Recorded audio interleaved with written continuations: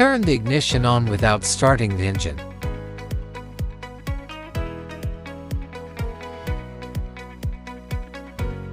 Use the upper button on the right-hand wiper stalk to navigate to service intervals on the dashboard display.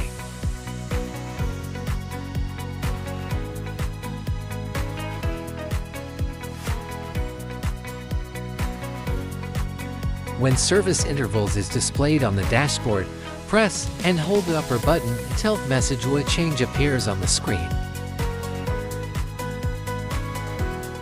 Now release the button, then press and hold the same button again until oil change starts flashing and a new service interval is displayed.